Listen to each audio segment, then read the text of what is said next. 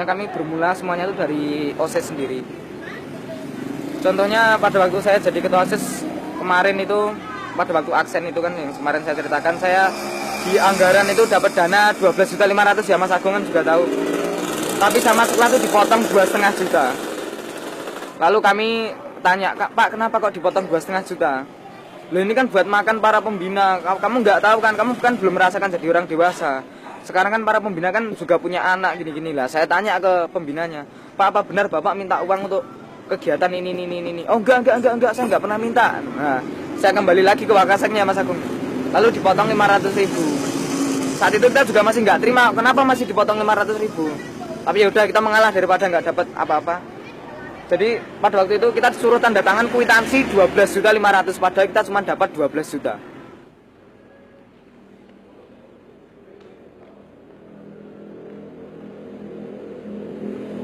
Yang bikin saya akumulasi sangat geram dengan sekolah itu saat pembacaan APBS ya, 2006-2007. Di situ dilaporkan pengeluaran kesiswaan itu sampai 218 juta.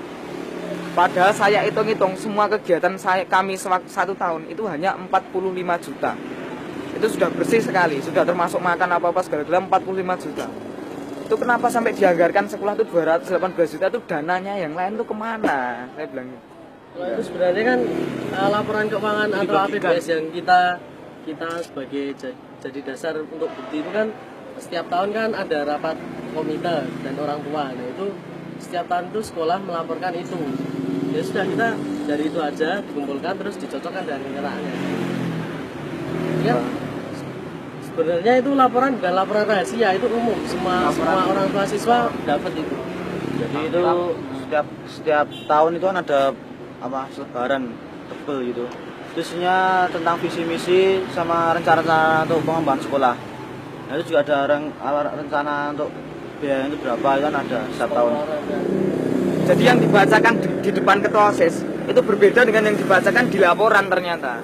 Nah, padahal kita kan percaya, pokoknya percaya wong kuwi guru, ora mungkin kan korupsi, namanya aja guru yang mendidik kita. Di depan kelas itu bijaksana sekali beliau.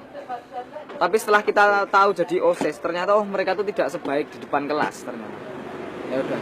Jadi itu kita tuh nggak ada takutnya sedikit pun. Sekarang tuh kita tetap menghormati beliau di depan kelas sebagai guru, kita tetap menghormati. Tapi di luar kelas, kalau kita membahas masalah koridor tentang keuangan, tentang kebijakan, kita nggak pernah kompromi. Kita tetap tegas pada pendirian kita. Kita nggak pernah mau diajak kompromi kalau masalah itu.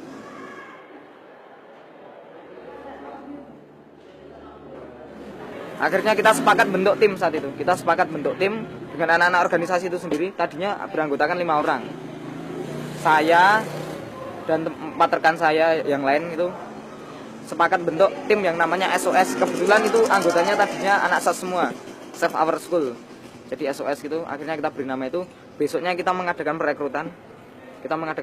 Perekrutannya pun nggak sembarangan, Mas. Kita mengadakan perekrutan. Pertama itu nggak boleh anak guru, nggak boleh keponakan guru, nggak boleh les dengan bapak ibu guru, nggak boleh anak kepala sekolah, nggak boleh keponakan kepala sekolah, nggak boleh dekat dengan kepala sekolah, dan nggak boleh les dengan kepala sekolah. Itu soalnya kepala sekolah ini juga mengadakan les, apa nggak lucu, Mas? Menangan yang les di kepala sekolah. Kita target 3 minggu, kita sudah harus meledakkan gerakan ini. Benar, kita target 3 minggu, kita kumpulkan semua bukti-bukti. Kita bentuk, ada yang namanya tim informan, tim bukti, tim publikasi, dan tim media massa. Kita bentuk tim itu, semuanya kita beri job description masing-masing. Udah akhirnya H-1 seminggu ya, kita tuh sudah punya bukti lengkap. Dan H-2 itu kita sudah selesai merancang daftar pertanyaannya. Seperti jaksa itu kita rancang daftar pertanyaannya. H-1 itu Mas Agung mempersiapkan acara dan semua peralatannya disiapkan oleh Mas Agung. Dan hari H, saat itu hari Senin tanggal 24 ya, 24 Maret kita ledakkan. Satu Solo harus tahu. Mereka jadinya tahu apa uang mereka itu salah gunakan, apa emang benar untuk hal-hal yang positif untuk sekolah. Tapi ternyata ya kenyataannya menyimpang. Sebenarnya juga bukan cuma orang tua yang menunggu hasil kita ini.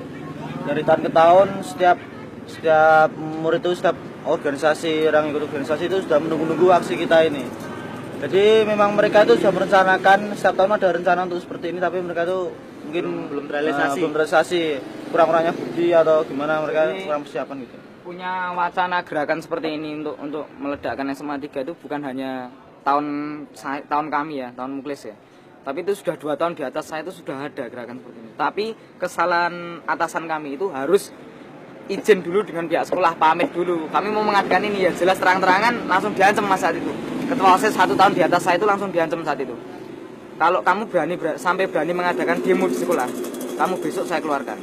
Bilang seperti itu. Jadi kemarin itu kami nggak mengadakan izin, guru-guru pun nggak tahu kalau kita tuh mau demo di SMA 3 itu nggak tahu.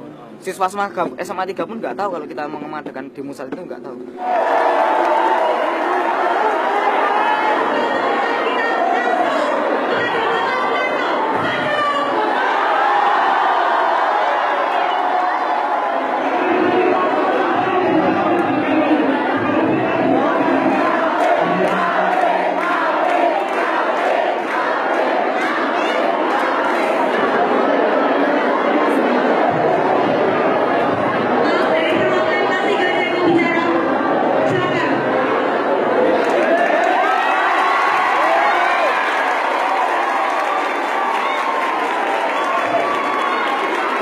Lihatlah kenyataannya, faktanya itu seperti ini, gitu.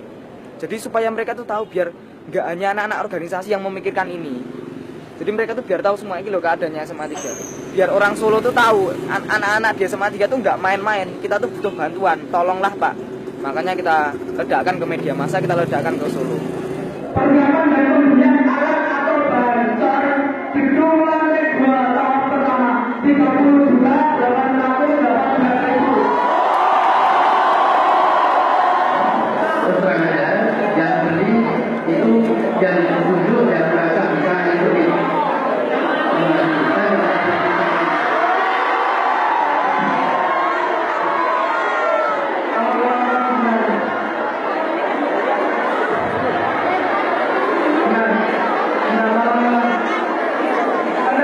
Yang beli itu Rio Satriawan atau yang beli Agung Boyo Kusumo atau yang beli Desa Hadi atau Malik itu terserah. Tapi di sini kan ditandatangani oleh Dr. Andes Hartadi selaku Wakasek.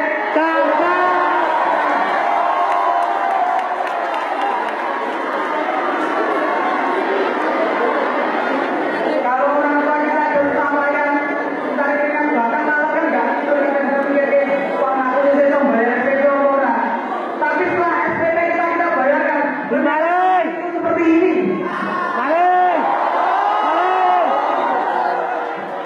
Pada waktu Seninnya demo, kita Sabtu diajak ketemuan sama alumni.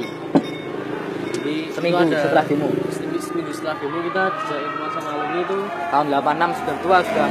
kita ada 5 orang ya. 5 orang. Ada 5 orang.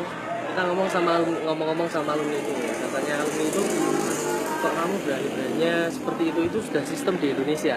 Kamu tuh jangan main-main. Kamu jangan main-main, itu sudah sistem di Indonesia. Kalau kamu mau merubah percuma karena itu sudah sistem di Indonesia, katanya seperti itu. Sudah budaya. Terus kami juga bilang, oh makanya Indonesia sekarang tuh bisa bobrok seperti ini ya Pak ya, karena orang-orangnya Indonesia 20 tahun ke atas di atas saya ini orangnya seperti anda-anda ini, makanya Indonesia seperti ini sekarang. Nah terus Rio-nya bilang, ya mungkinlah Pak, Bapak bisa bilang, Rio yang bilang saat itu, mungkinlah Bapak bisa bilang itu sudah sistem. Tapi kan kita paling nggak lebih bagus Pak, kita sudah mulai mengadakan perubahan walaupun di sekitar kita dulu. Ini kertas-kertas bukti kita semua selama 3 tahun itu. Kita cuma modalnya cuma ini. Bayangkan sekarang untuk kegiatan kesiswaan, kegiatan pelajar atau kesiswaan itu sampai 218 juta. Padahal kami hitung-hitung itu hanya sampai 45 juta. Dan ini kan semuanya keluarnya lewat posnya ketua OSIS semua ya. Lewat pos OSIS semua ini keluar. Seperti kemah, pentas seni, apa-apa ini semuanya lewat pos OSIS semua. Jadi yang megang uang itu ketua OSIS. Tapi kok dilaporkan sampai 218. Pengadaan peralatan multimedia menggelar olahraga. Itu multimedianya tuh ruangnya tuh sampai sekarang nggak ada.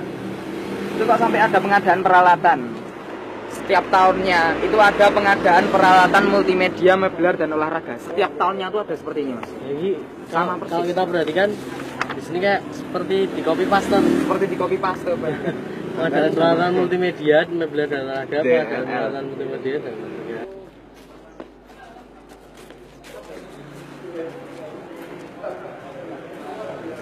Membangun 0 sampai 67% aja. 67% itu menghabiskan dana sekian. Kok membangun 67 sampai 85% yang hanya membangun 23% kok menghabiskan 374 juta, malah lebih besar yang 23% itu apa? Enggak dah. Korupsi paling bodoh itu udah. Jadi kan ada selisih 143 juta. Jadi yang di sini yang kita pertanyakan itu pertama itu selisih sekian dulu. Itu kemana? Padahal uang yang asli keluarkan yang ini, yang di total ini tadi. Nah sekarang di logika, membangun 67% itu lebih kecil daripada membangun 18%. Jadi saya nggak mau jadi pegawai negeri pokoknya. Pegawai negeri mungkin kalau bisa kaya itu, nah itu dari mana? Itu kalau bisa kaya berarti kan itu yang ditanyakan loh, kok itu pegawai negeri dengan gaji sekian kok bisa kayak gini ini. Nah itu saya nggak mau jadi seperti itu. Saya mau jadi pengusaha. Oke lah, mungkin kalau realitanya mungkin pengusaha itulah yang malah membuat korupsi, yang membayar oknum-oknum pegawai negeri supaya melancarkan usahanya. Ya oke lah, paling enggak kan saya kan enggak korupsi. Yang saya berpikiran saya seperti itu. Saya mau jadi pengusaha. Ya kan sekarang banyak, jadi mudahnya itu jadi demonstran, jadi kritikus, jadi orang yang kritis, jadi orang yang idealis, tapi setelah mereka itu menjadi orang yang di jabatan strategis, mereka ternyata juga seperti itu kan, sama aja. Jadi saya juga saya berharap semoga idealisme saya tetap terjaga gitu. Amin.